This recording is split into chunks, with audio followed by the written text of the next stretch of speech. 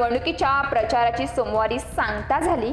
आता उद्या म्हणजेच बुधवारी महाराष्ट्रातील 288 मतदारसंघामध्ये एकाच टप्प्यात मतदान होणार आहे। या पार्श्वभूमीवर महाराष्ट्रात पुन्हा एकदा महायुतीची सत्ता येण्याचा अंदाज आहे।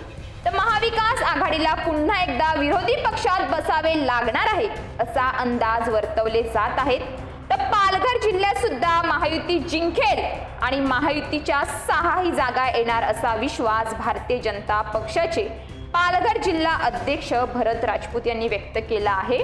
महायुतीमध्ये किंवा भाजपामध्ये कोठेही वाद नाही। तर पालघर जिल्ह्यात विधानसभेच्या 6 जागा असून 6च्या 6 जागा महायुती जिंकेल आणि राज्यात महायुतीचं सरकार येईल असा विश्वास भारतीय जनता पक्षाचे पालघर जिल्हा अध्यक्ष भरत राजपूत यांनी व्यक्त केला आहे। पालघर जिल्ह्यातील 6 विधानसभा मतदारसंघापैकी 4 विधानसभा मतदारसंघात भारतीय जनता पक्षाचे उमेदवार आहेत, तर 2 विधानसभा मतदारसंघात शिंदेच्या शिवसेनेचे उमेदवार आहेत। विक्रमगड विधानसभा मतदारसंघात हरिश्चंद्र भोये हे निवडणूक लढवित असून प्रकाश निकम यांच्या बंडखोरीचा त्यांच्या उमेदवारीवर कोणताही परिणाम होणार नाही, तर भोये चांगल्या मताने निवडून येतील असा दावा राजपूत यांनी केलाय। वाढवण बंदर तसेच मोरवी बंदराला विरोध करणाऱ्यांचा विरोध 2 वर्षांनी मावळेल। या भागात 800 एकर क्षेत्रावर टेक्सटाईल पार्क येत असून त्यातून तसेच वाढवण बंदरामुळे लाखो लोकांना रोजगार मिळणार आहे। आता विरोध करणारेच नंतर म्हणतील की 2 वर्ष अगोदर हे प्रकल्प झाले असते तर येथील लोकांना रोजगार मिळाला असता असं राजपूत यांनी सांगितलं।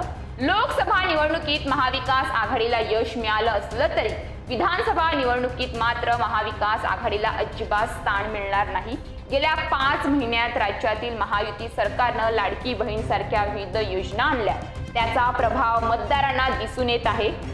देशात नरेंद्र मोदी यांनी 3ऱ्यांदा पंतप्रधानांची शपथ घेतली, त्यानंतर विकासाचे अनेक प्रश्न मार्गी लागले।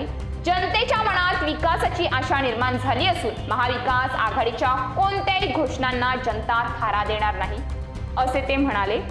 2.5 वर्षापूर्वी राज्यात महाविकास आघाडीचे सरकार असताना त्यांनी कोणत्याही विकासाची कामे केली नाहीत। कोरोना काळात लोक मृत्यू पावत होते, लोकांना औषधाची गरज होती, लोक सैरभैर झाले होते।